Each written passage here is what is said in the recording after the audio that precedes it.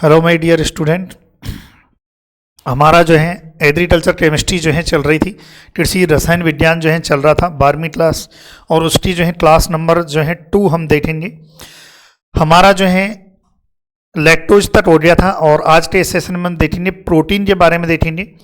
Protein जो है, चलिए, यह दूध के अन्य मुख्य अवयवों में से एक है जो शरीर की कोशिका के निर्माण में परम आवश्यक है। भाई हमारी जो सेल्स है, आप देखिए हमारा जो है ये सब क्या है, प्रोटीन है ना। नहीं, हमारे जो है बॉडी के इंफ्रास्ट्रक्चर में, बॉडी को मजबूत बनाने में, बॉडी के निर्माण में किसका योगदान होता है? प्रोटीन का योगदान होता है। दूध में 3 प्रकार की प्रोटीन पाई जाती है मुख्यतः। देखो और भी प्रोटीन होती है। अब आपके यहाँ से क्वेश्चन आ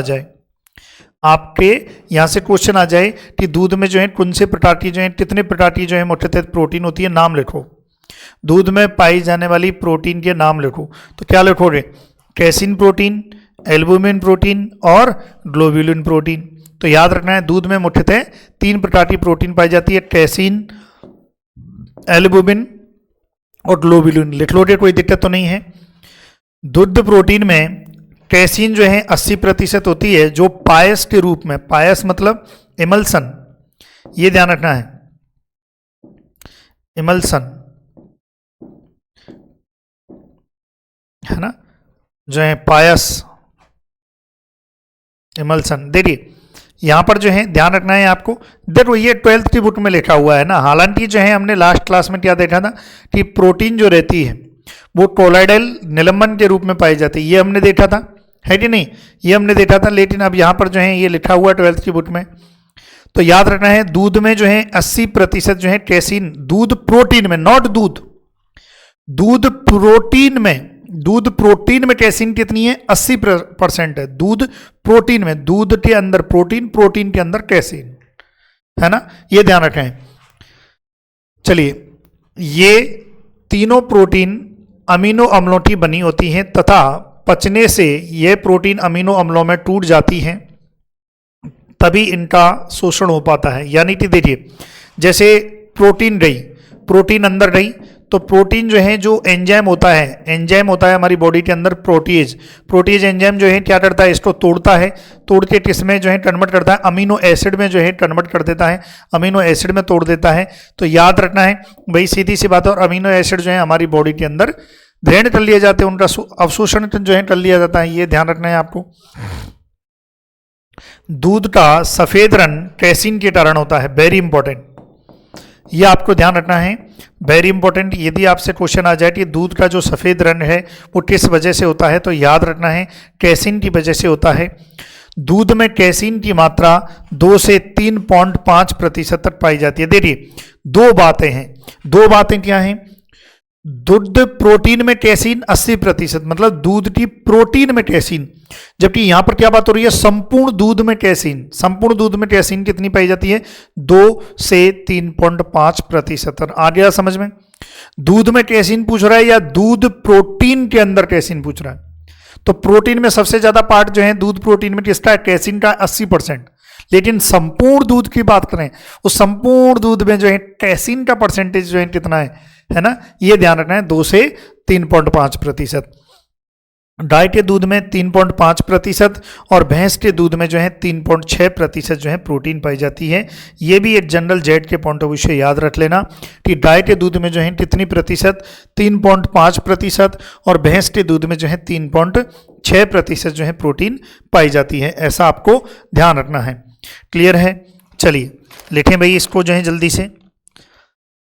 चलिए फिर आगे बढ़ेंगे, लिखें आप।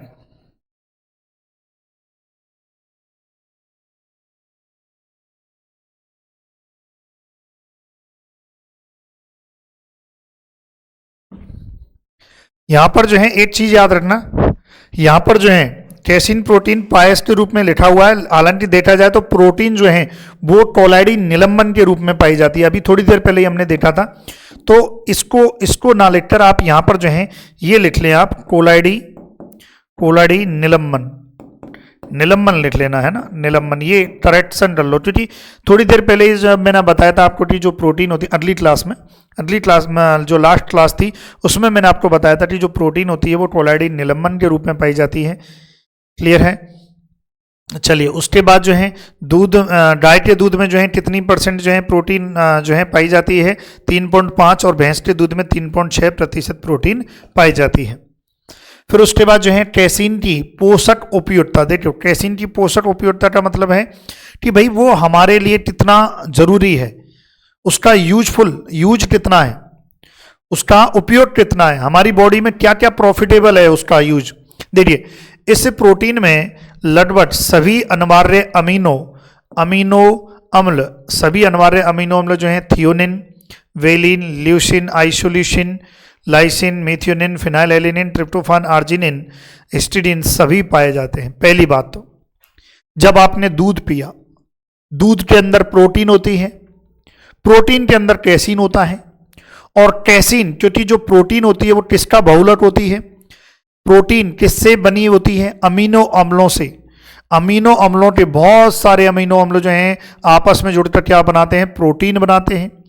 तो प्रोटीन बनाते, तो ये हम कह सकते हैं कि प्रोटीन में सभी अनिवार्य अमीनो अम्ल क्या? जिनकी आवश्यकता होती है। मतलब शरीर, हमारे शरीर को 20 प्रकार के अमीनो अम्ल चाहिए, जिसमें से 10 अमीनो अम्ल तो हमारा शरीर खुद बना लेता है, 10 अमीनो अम्लों की हमें आवश्यकता होती है बाहर से लेने की। तो वो जिन अमीनो अम्लों की हमें आवश्यकता होती है बाहर से लेने की, वो दूध से प्राप्त हो जाते हैं, क्योंकि दूध में जो प्रोटीन होती है उस प्रोटीन में सभी अनिवार्य अमीनो अम्ल पाए जाते हैं।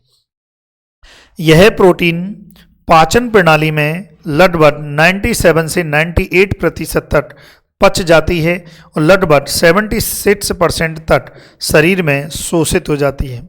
इसका मतलब जो दूध के अंदर जो प्रोटीन होती है उसका पाचन, देखिए कोई भी चीज़ हमारे अंदर जाती है तो उसका 100% पाचन नहीं होता है, आपको भी पता है ना, आपको भी पता है जो है, तो पाचन नहीं होता है, और जिसका पाचन नहीं होता है वो मल के रूप में बाहर चली जाती है कि नहीं?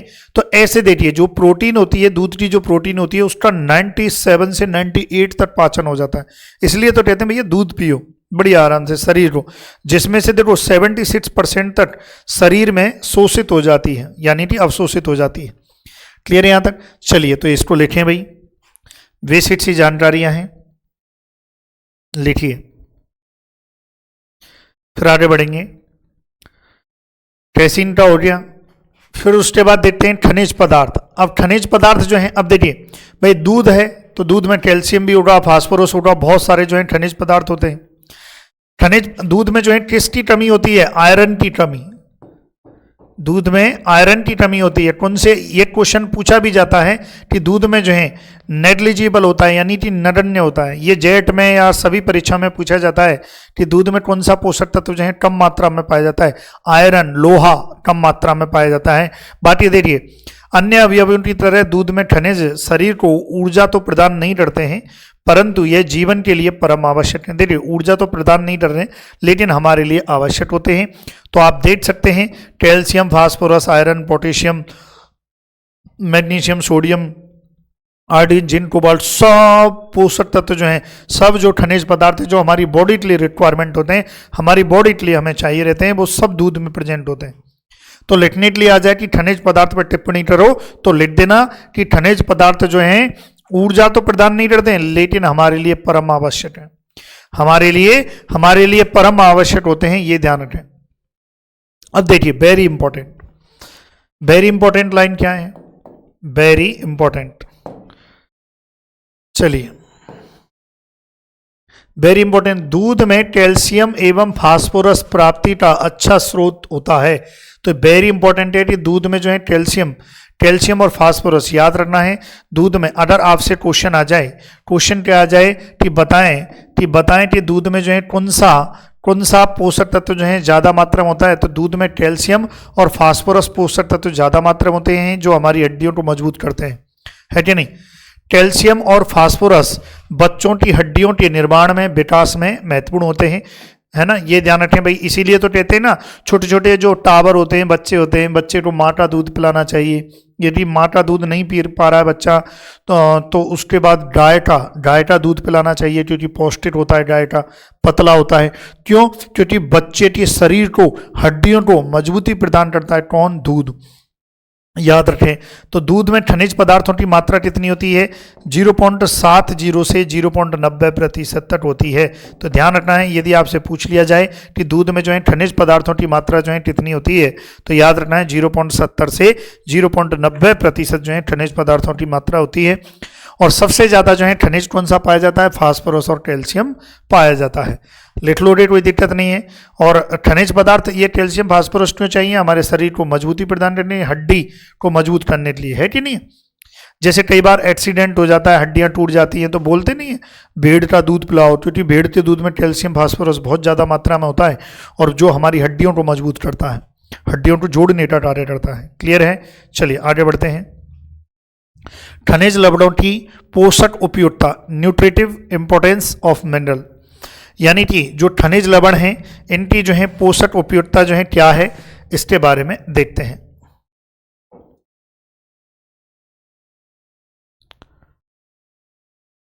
चलिए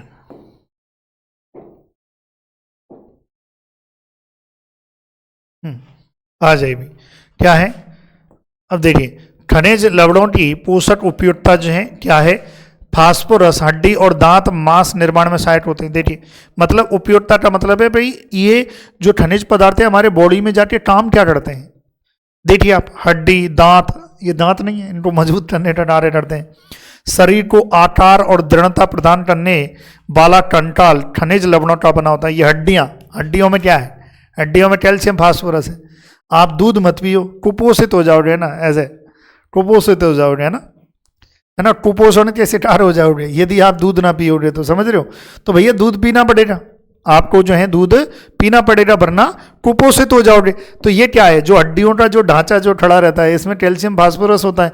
तो यही तो क्या है? शरीर को आकार और दृढ़ता प्रदान करते हैं कि नहीं? दूध शरीर के अवयवों की रचना में प्रयुक्त प्रोटीन तथा वसा के साथ जुड़कर लवण योगदान करते हैं, है ना।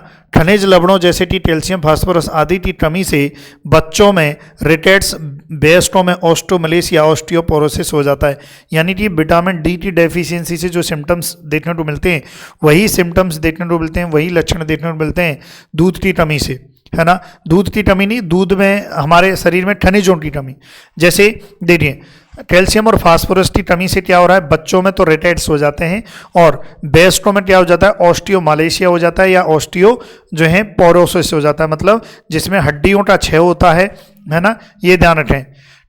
तो वेरी इंपॉर्टेंट है ये लाइन जो है सबसे ज़्यादा इंपॉर्टेंट है। ये ध्यान रखना है कि कैल्शियम और फास्फोरस, यानी कि इसकी वजह से, कैल्शियम की कमी या फास्फोरस की कमी की वजह से क्या होता है?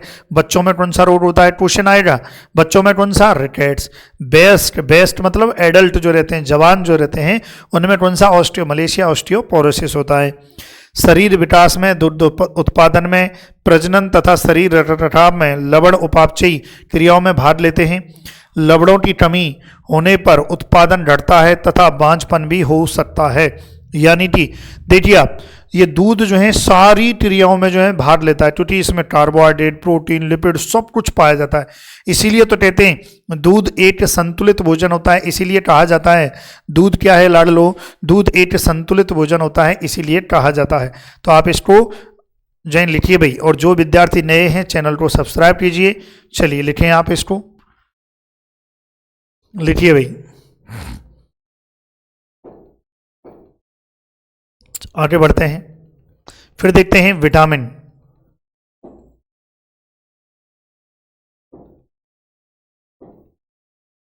है ना। अब विटामिन, अब देखिए विटामिन, अब विटामिन भी दूध में विटामिन भी पाई जाती है। तो देखिए, दूध में पाई जाने वाली विटामिन को घुलनशीलता के आधार पर दो भागों में घुलनशीलता, भाई एक तो जल में मिले और एक वसा में मिले। जल में घुलनशील विटामिन जो है कौन सी होती है? विटामिन बी और सी होती हैं। और इसकी ट्रिक क्या बताई थी लास्ट क्लास में? WBC मैंने इसकी ट्रिक बताई थी, है ना। WBC मतलब, W मतलब क्या होता है? वाटर होता है। यानी कि वाटर में सोल्यूबल, जल में घुलनशील विटामिन कौन सी होती है? बी और सी होती है। तो ये बताई थी। तो जल में घुलनशील विटामिन बी कॉम्प्लेक्स के थायमिन, राइबोफ्लेविन, भाई ये आपको पता ही है ना। थोड़ा पेन का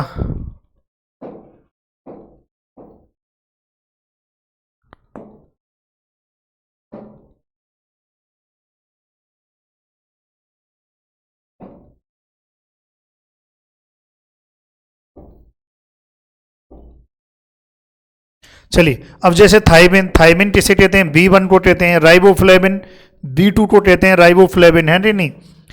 बायोटिन जो है, बायोटिन जो है B7 को कहते हैं। फोलिक अम्ल जो है B9 को कहते हैं, है ना। ये ध्यान रखें। पायरिडोक्सिन जो है विटामिन B6 को कहते हैं। तो ये सब जो है विटामिन और विटामिन सी सम्मिलित हैं, यानी कि जो विटामिन बी है और विटामिन सी है वो जल में घुलनशील होते हैं। यही बात तो मैंने बोली थी। WBC, इसकी ट्रिक क्या बताई थी? WBC, W मतलब वाटर, W मतलब वाटर, तो इसकी ट्रिक क्या हो रही? WBC, वाटर में घुलनशील, जल में घुलनशील जो है विटामिन बी और विटामिन सी।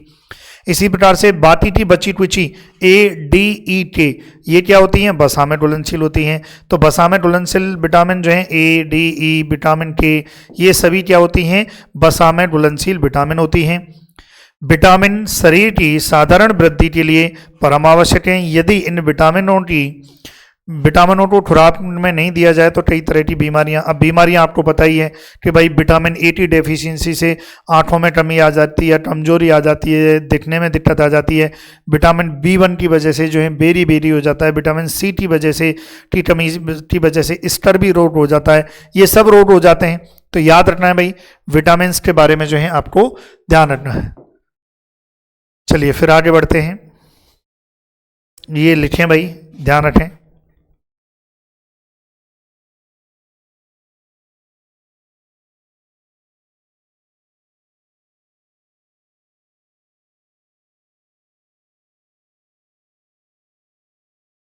चलिए ये लिखें आप।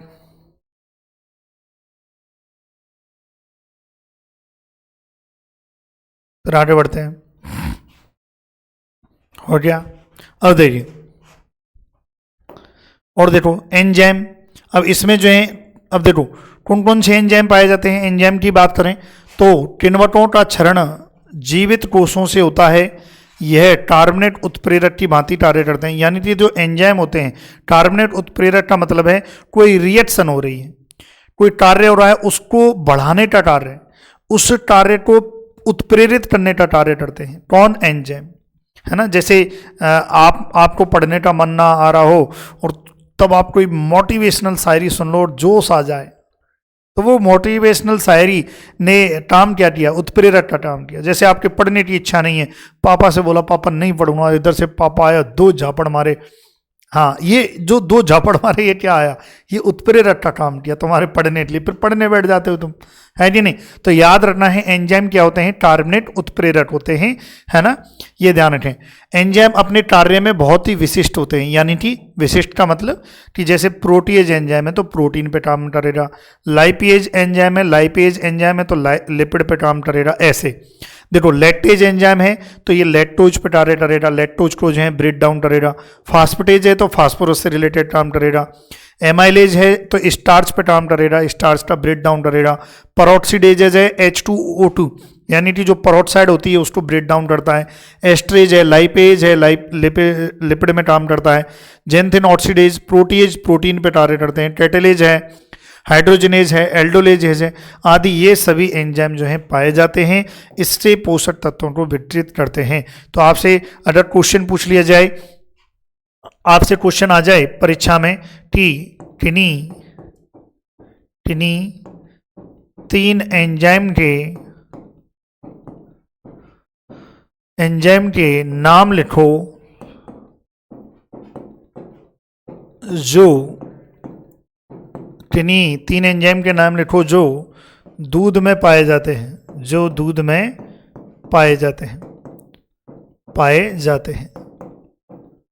क्या लिखोगे भाई? किन्हीं तीन एंजाइम के नाम लिखो जो दूध में पाए जाते हैं। तो याद रखें, इनमें से कोई तीन लिख के आ जाना, आपसे क्वेश्चन आ जाए तो कर लोगे, कोई दिक्कत नहीं है।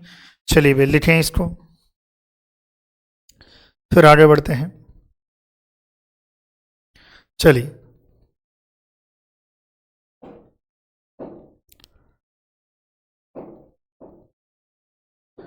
फिर उसके बाद जो है वाटर है, जल है। अब जल, वाटर, अब भाई दूध में जो है जल भी पाया जाता है कि नहीं?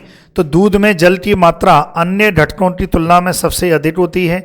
गायों के दूध में 86% जो है पानी होता है और भैंस के दूध में 83% जो है जल होता है। ये ध्यान रखना। आपसे जेट में, ये जेट परीक्षा में भी आपसे क्वेश्चन आ सकता है, जेट परीक्षा में भी आ सकता है भाई भैंस के दूध में जो है कितना, गाय के दूध में कितना। दूध में अधिक जल होने से दूध के घटकों की पाचकता बढ़ जाती है। यह दूध अन्य अवयवों का भाग होता है। भाई सीधी सी बात है, यह दूध के अन्य अवयवों का, भाई जल है ना, दूध में अधिक जल होने से दूध के घटकों की पाचकता बढ़ जाती है। जल ज़्यादा होगा तो पाचन भी अच्छा होगा, और ये जो है भाग का भी कार्य करता है। अन्य जो घटक होते हैं उनके भाग का मतलब उनको एक स्थान से दूसरे स्थान पर ले जाने का भी कार्य कौन करता है? ये करता है, भाग का कार्य करता है ना, घुलनशील है। तो याद रखना है जल अपने आप में एक बड़ा महत्व रखता है, और ये ध्यान रखना है कि कितना % जो है जल होता है। तो याद रखना है भाई, इंपॉर्टेंट है ना एग्जाम की दृष्टि से। चलिए लिखें आप ये। तो ये आपका जो है क्लास नंबर 2 होती है। क्लियर है? चलिए भाई, ये आपकी क्लास नंबर जो है 2 कंप्लीट होती है। बाकी तो और पढ़ लेंगे, ऐसा मत सोचना कि सर छोटी क्लास होगी, कोई बात नहीं, छोटी क्लास है तो और पढ़ लेंगे, उसमें ये पढ़ना ही तो है, अगले लेक्चर में पढ़ लेंगे। ठीक है, चलिए भाई, thank you so much for watching video, thank you so much.